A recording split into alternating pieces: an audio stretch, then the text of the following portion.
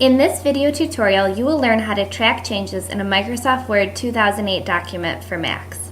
Track changes is a helpful tool in Word used to showcase the editing process.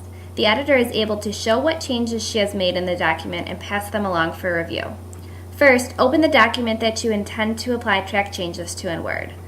Click on the Tools menu, select Track Changes, and then select Highlight Changes from the submenu.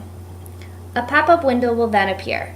Ensure that all three options are checked by clicking on the corresponding boxes to their left. Next, select the Options button. Here you can alter the preferences of your editing. As it is currently set up, inserted text will be read and underlined, deleted text will be read with a strike through, and differently formatted text will be bolded. A black line will mark the margin of any changed line. Select Use Balloons to display changes if it's not already checked, to have your changes appear as balloons in the margin. Select OK and OK again, and you are ready to edit. Try adding in a word and notice how it appears underlined and red. Next, try deleting a word and notice that it shows up as a balloon in the right margin. Insert a comment for the author by selecting where in the text the comment is applicable and click New Comment. A yellow balloon will then appear where you can type your new comment. Hopefully this video has led you to a better understanding of track changes and how beneficial they are to the editing process.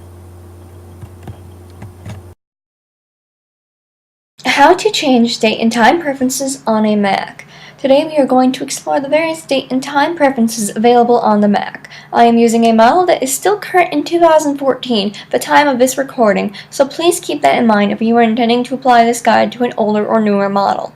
To begin, we are going to go to the right-hand corner and click on the current time in order to switch the clock between analog and digital. It is currently digital right now, which should be checked on your computer if that's the case. Click View as Analog to switch it, and now we have this little clock symbol. Next thing we are going to do is open the date and time preferences, which you can see at the bottom of the drop-down menu. We have a lot of options here.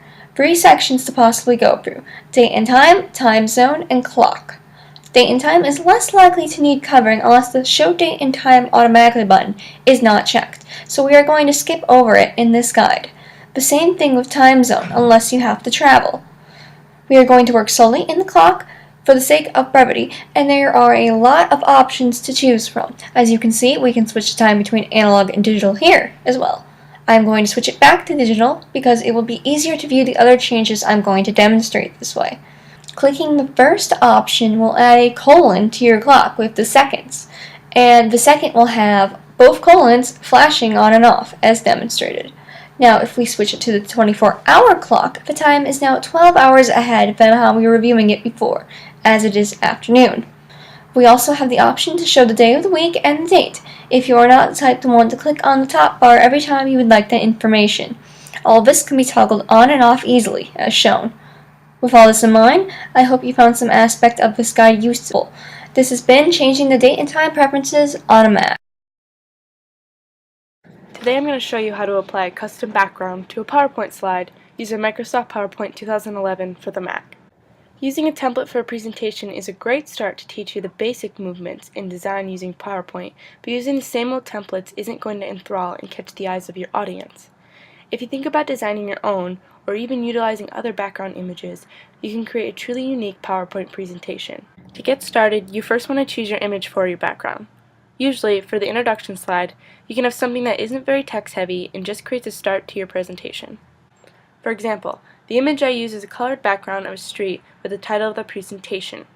After you know what image to use, go back to your PowerPoint slides and click on the slide you wish to change. Go to the Themes section and select the Background selection under Theme Options.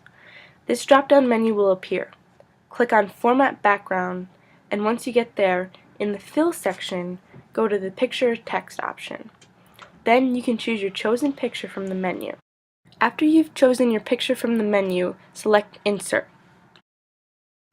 If you're interested in making more custom slides, but want to create them so they are the same, like after a title slide, I usually create a simple default image that builds off the home design.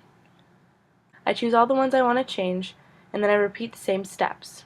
You go to the Themes section, select the background, format background, and change the picture or texture. Click Insert, and then all of the selected slides will switch to this image. Now that you have all of your slides designed, you are free to add the content of your PowerPoint and also go back and edit or create new designs for other slides. I hope this was helpful to you and was a great start in crafting an awesome PowerPoint presentation.